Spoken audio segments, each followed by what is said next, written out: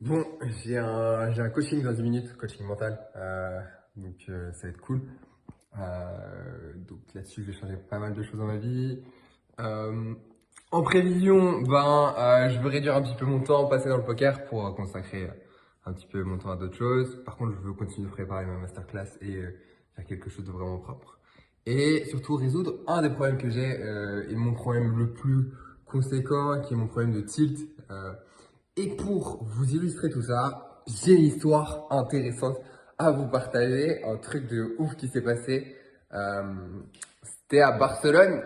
Je suis allé à Barcelone jouer cet été, donc en fin d'été. C'était en août. Et j'ai vécu le drame de ma vie. Donc je jouais stacké. Malheureusement, et heureusement, en gros, j'ai fait la boulette de l'histoire. Et je vais vous montrer à quel point le tilt peut être destructeur pour moi.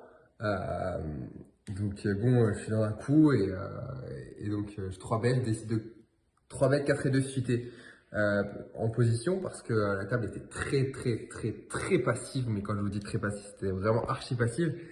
Et le joueur à ma droite me call. Donc du coup, il y a un flop ou il y a un flush draw, donc tirage couleur. Moi, j'ai 4 et 2 de cœur et tirage couleur à cœur. Donc du coup, je décide de 6 bet un tiers sur un board SI en plus. Euh, le mec me call. Donc ça fait As-7, As-3-7, un truc comme ça, le board. Le mec me call. Turn, bingo, 10 de cœur. Je 3 quarts et le mec me raise à tapis. Pour moi, il fait jamais ça avec flush. Pour moi, il va me laisser tranquillement, comment dire, bet la river en bluff s'il a la flush et que je l'ai pas. Pour moi, il va pas raise all-in comme ça. Donc il raise 1500 dans un pot qu'on fait déjà 800, un truc comme ça. Je sais pas. En tout cas, ouais, si 800, un truc comme ça. Donc 1500 dans 800, je me dis putain, bah ok, bah snap call pour moi. Il a brelan de 7, donc j'ai flush. Sauf que quand je retourne mes cartes, j'ai pas flush en fait, j'ai 4 et 2 de carreau et pas 4 et 2 de cœur. Donc je viens de faire un call 4 high. Donc 0%. Et là je pars en tilt total. Je pars en tilt total, je m'effondre dans la salle, je sors de table, je suis sidéré, je m'écroule par terre. Et les gens viennent autour de moi, ouais, mais qu'est-ce qu'il y a? On comprend pas parce que les gens ne comprennent pas. En fait, je suis au milieu des tables de poker. Et là, je me fracasse la tête contre le sol. Et pendant 20 minutes, je suis inconsolable et je suis en mode, mais je suis au bout de ma vie. Et juste ça, c'est peut-être 15 000 euros que j'ai perdu sur mon année. J'ai fait peut-être une année à 20 000, un truc comme ça. Et, euh, et j'ai fait des spews et des spews de mutants, mais du style. Le truc, c'est que c'est indécent. Et donc voilà, il y en a qui peuvent se foutre de ma gueule parce que considèrent que j'ai pas le niveau. Mais en vrai, j'ai fait une année de dingue. Et surtout quand vous voyez les tilts et les conneries que je fais, mutanesques, et comment je pars en folie, mais c'est indécent. Et cette année, j'ai peut-être perdu ouais, 15 000 euros comme ça. Donc là, je vais me faire coacher mentalement, ça va me faire du bien. Et on va voir ça. Mais en tout cas, ce Barcelone m'a marqué parce que j'ai vu à quel point le tir pouvait aller loin. Euh, J'aurais clairement pu m'assommer en me claquant la tête contre le sol. J'avais une énorme bosse après quand je suis revenu jouer à table. Parce que je suis revenu jouer après parce qu'en vrai, je me sentais bien. Et j'ai fait plus 1000 après.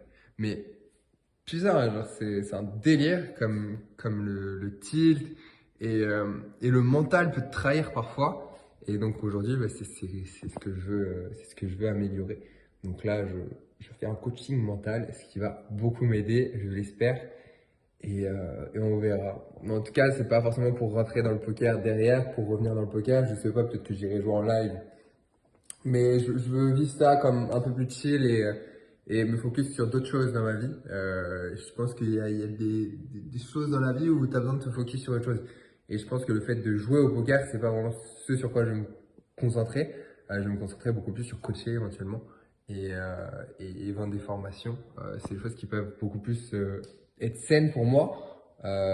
Étant donné que bah, voilà, j'ai réussi ce que je voulais réussir dans le poker, je voulais me prouver à moi que j'étais capable d'être un joueur gagnant, d'être un joueur très gagnant et de gagner ma vie. Je me le suis prouvé à moi-même, j'estime que je me le suis prouvé. Et maintenant, j'ai envie d'autre chose. Et voilà. Mais le tilt est vraiment fou. Et genre, vraiment, se faire coacher mentalement, je pense que ça m'aurait évité de perdre 15 000 euros. Là, je suis sur un coaching où je paye 3 200. Mais franchement, honnêtement, j'aurais dû le faire bien, bien avant. Et j'aurais peut-être évité de perdre tout cet argent cette année. Et voilà. Donc, faut investir sur soi-même, à mon avis. Je pense que c'est hyper important dans la vie. C'est aussi la conclusion que j'en ai. Parce que bah, ça peut vraiment t'éviter de perdre du temps et ça c'est hyper important. D'ailleurs, à ce propos, je t'évite de perdre du temps et je vends ma formation juste en bas de la vidéo. Donc il y a un lien de la masterclass. Voilà, ça c'est également aussi fait pour que tu ne perdes pas de temps dans ton apprentissage et que tu ailles jouer les plus grosses limites le plus tôt possible. Peut-être que éventuellement je vais sortir une formation coaching mental également.